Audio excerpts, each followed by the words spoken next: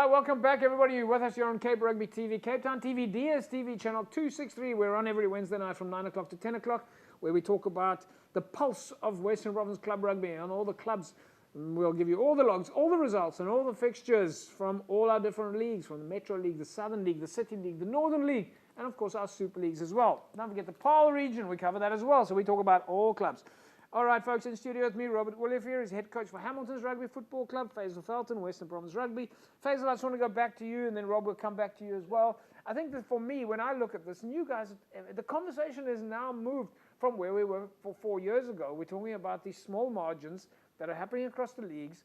And if I was watching this CPUT game, whether they're playing against Unimill or whether they're playing against Hamiltons, I would have said 3 years ago, this is a brilliant game of rugby. Yeah. These guys are all playing good rugby. Now we're starting to measure these margins and results. But the reality is, the fact is that on any given day at the moment, both teams are playing good rugby. They're playing well-coached rugby. Both teams, all teams across all of your leagues, are playing rugby that is being analysed. They're playing rugby that is coming from the Western Province Rugby coaching department with new laws and rules and so on.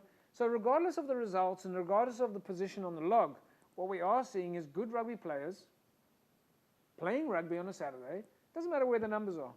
I mean, you've got to give that some sort of picture. Yeah, no, definitely. I mentioned again, if you look at, Super League B, you do well, you perform in Super League B, and you move up to Super League A.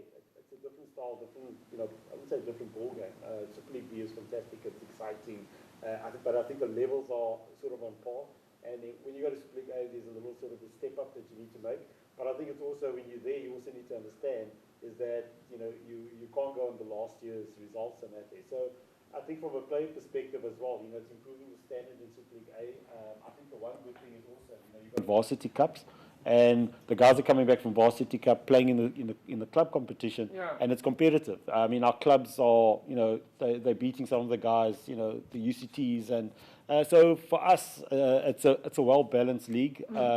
I know a lot of people look at it, but I think at the end of the day, if you look at the structure, you look at the format, it's about the teams that are playing in there. Well, you just hit the nail on the head. So then I go back to you, Rob, in terms of, let me not ask you about the first team result, tell me about your third team. And if I had to ask you about the third team, how are the guys doing, you're not going to talk to me about the results, you're going to talk to me about the squad.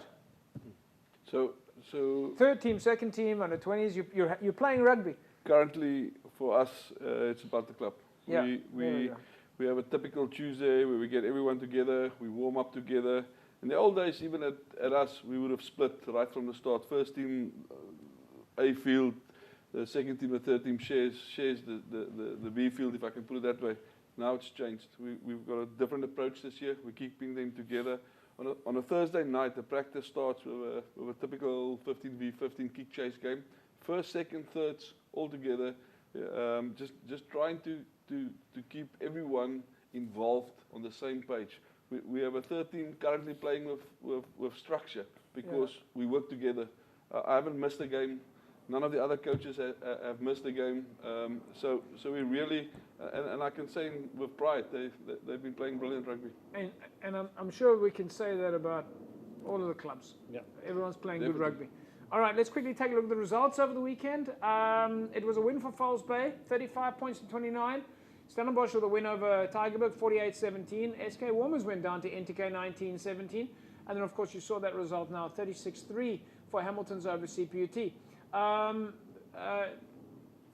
Falls Bay will be happy with that result. Playing against UCT, UCT's got that Varsity Cup gears at the moment. Yeah. Falls Bay, we were not so sure they're going to find their groove. That's a big result. No, definitely. I mean, it just creates that uncertainty in the league. You would think UCT coming back and looking at Falls Bay's results, they've been a bit unlucky. I think for Falls Bay, they'll take it, especially against UCT. And like I said, the good thing about this competition, everybody, there's an opportunity for everybody. The top six, the bottom three, there's something to play for. Well, we don't know. This is the thing. Again, we're in that space where we've got no idea what's going to happen. Yeah. Stellenbosch, of course, with a win over Tygerberg. Rob, this weekend, you guys face Stellenbosch this weekend. Stellenbosch is going to be coming out of a Tygerberg game in good spirits. You ready for them? Yeah. Look, I can lie to you and say we only started prepping for it now, but we haven't. So, I mean, like like some guys are looking at the bottom four to who they must play and how they must play them. You have certain teams that you just need to address in a different way, and the Mighty Maroon Machine is one of them. So with all due respect to them, I think it will be a big clash. It is going to be a big clash. In Super League B, we saw a draw for All Saints and Ballard, 19-all. Strand went down to Franschhoek 27-16 over the weekend, and then a win for Van der Stel over Belleville 34-29. Kraaifontein went down by 1 point to Hands and Hearts, and then Kylemore, well, they went down to UWC 56 points to 8 over the weekend. Faisal, the game that jumps out from me there, you know where I'm going. I'm straight away to the Hands and Hearts Kraaifontein game. No, definitely. I think it was a humdinger last minute, you know, so well done to Hands and Hearts. I think they've earned it. They've got the trophy there, you know, that local derby that takes place amongst them and that. But on top of that, they played it away. 100%. For a derby game. I think also, you know, from Hands and Hearts, they needed that win. I think just to get their confidence, just to get the morale, like we spoke about. I think from the bottom, from the first, second, third, all the, you know, the club as a whole. So well done to them. It's a great win. Rob, Belhar drawing with All Saints. You've played Belhar on a number of occasions in Super League A. All Saints is getting stronger and stronger in Super League B. What will those two teams be drawing from that result, being a draw, but knowing that Super League B, what we think of is like the League of Death, the margins are so close in Super League B. So if you look at all those scores, I mean, you can see that everyone's in it. You can see obviously UWC, maybe a bigger squad, a little bit more fitter than Kylemore pulling a score. But if you come out of a game, if you All Saints, you come out of a game like that, or Bella, the 19 each draw, then you kind of probably put yourself into a place where you think I can take on anyone. I mean, those games are tough. That Kraaifontein Hands and Hearts game was like Faisal said, it came down to the end. It's tough, and that's awesome. If that's happening in Super League B, it makes one exciting to watch rugby in any level in the Western Province. Yeah, so let's take a look at Super League C. Blue Jets went down to Macassar. Masiphumelele went down to Young People's.